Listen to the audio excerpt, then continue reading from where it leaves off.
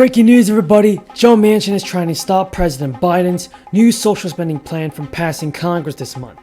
The Minority Leader Mitch McConnell wants Democrats to get rid of the entire stimulus bill. So in today's video, I will bring you up to date on the latest stimulus news and information. So you want to be sure to stay until the end of this video. And Joe Manchin, everybody, may delay President Biden's Build Back Better plan until next year over inflation worries. I mean, that is what we're hearing from my constituents. They're not talking about inflation, by the way. They're talking about, hey, I don't have enough money in my budget to pay for the things I need to pay for. And the reason I say it that way is because it's really important to understand that if you're on a fixed budget, as many people are, as I have been in my life, then what you're always trying to do is balance what you have to spend with what you have in that budget. The way that we can fix that immediately while the supply chain issues are being worked out, while the economy recovers from COVID and the worst economic downturn we've seen in recent history, is we can actually help families cut their costs. How do we do that? We passed the Build Back Better Act. We cut childcare costs in half by assuring that no family is going to pay more than 7%. We ensure that pre-K is provided for 3- and 4-year-olds. We cut the cost of pharmaceutical drugs so that people can actually pay less for their health care.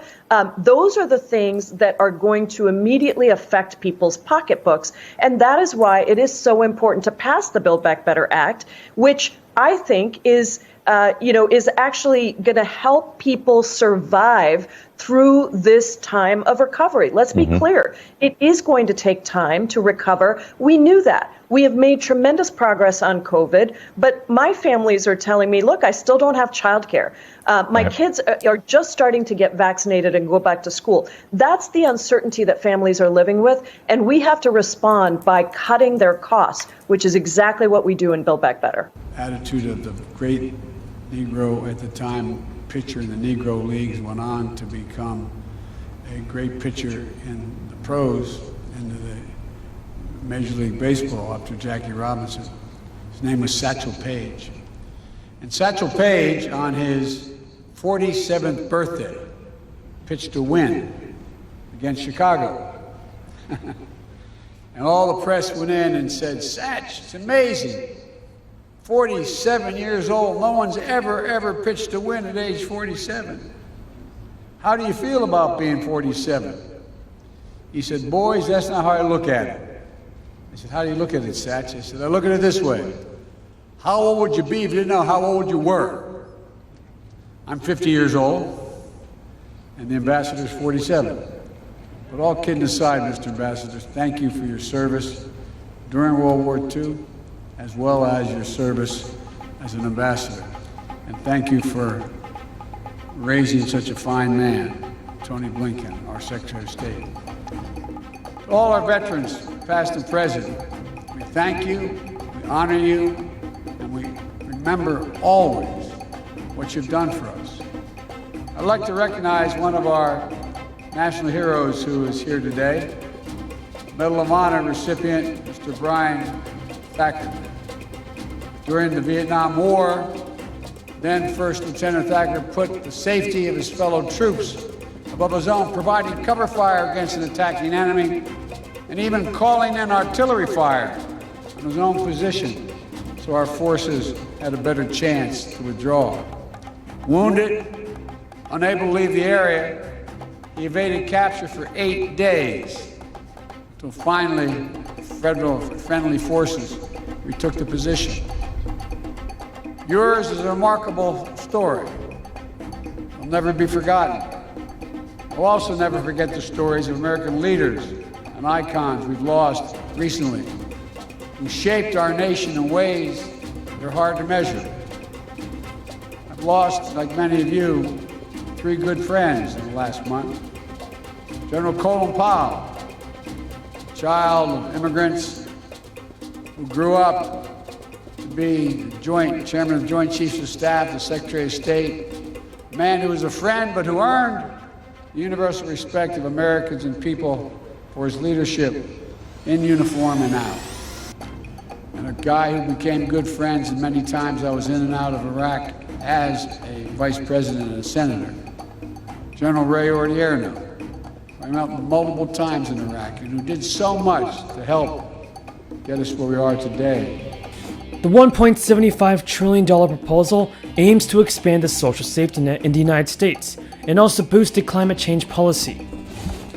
The House of Representatives passed a separate $1 trillion package of highway, broadband, and other infrastructure improvements last week. It was passed by the Senate in August, and Biden has spent the last few months promoting the merits of both pieces of legislation. House Speaker Nancy Pelosi said the House of Representatives intends to pass the Build Back Better legislation the week of November 15th. Manchin's office did not immediately respond to a request for comment on the report. And Mitch McConnell is upping the pressure now on Manchin and Sinema to scuttle Biden's social spending plan. McConnell argued that Democrats should have dropped the whole thing, referencing the bill after last week's elections in Virginia and New York. McConnell said if the Democrats in the Senate, all 50 of them, fall in line, that they can pass it. If any one of them isn't there in a 50-50 Senate, it will be defeated. The two Senate Democrats who are resisting, Joe Manchin from West Virginia and Chris Sinema, will see how strong they are.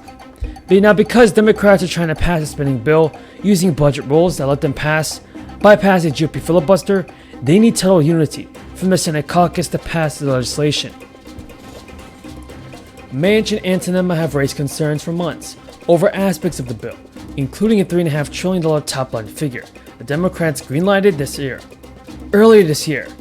Beyond shrinking the overall size of the bill, the White House and Democrats have made changes throughout in response to the moderate pair, including changes on tax, climate, and expanding Medicare. Republicans view Manchin and Sinema as their best shot at getting changes into the bill.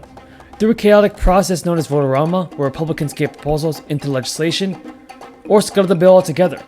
But still, President Biden said the bipartisan infrastructure bill passed in the House of Representatives on Friday will lower the price of consumer goods.